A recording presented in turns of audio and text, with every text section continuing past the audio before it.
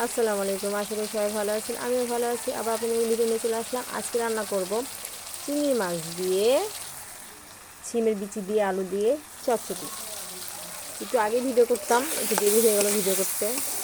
একটু পেঁয়াজ, আদা, রসুন বাটা সব মশলা দিয়ে যখন চিংড়ি মাছটা এখন কষাবো।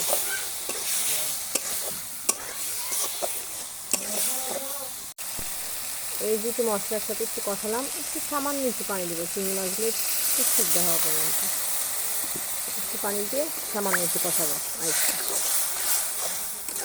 তারপর কেটে রাখা আলুগুলো দিয়ে দেবো। এই যে চিংড়ি মাছগুলো কষানো হয়ে গেল, এখন কেটে রাখা আলু আর সিমের বিচি দিয়ে দেবো।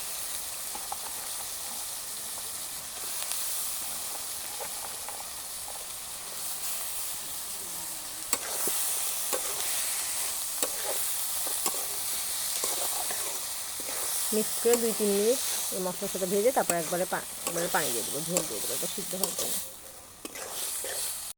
এই যে মশলার সঙ্গে ভাজা হয়ে গেছে, এখন দিয়ে দিব পানি, একবার সিদ্ধ হওয়ার জন্য একবার পানি দিয়ে দেবো। মানে এই পানিতে সিদ্ধ হয়ে একবার রান্না হয়ে যাবে। তারপর আপনাদেরকে দেখাচ্ছি। এই যে হয়ে গেল আমার চটচটি চিংড়ি মাছের। যদি ভিডিওটা ভালো লাগে লাইক কমেন্ট শেয়ার করবেন, পাশে থাকবেন। আর সবাই ভালো থাকবেন, আমার জন্য সবাই দোয়া করবেন। আল্লাহ হাফেজ।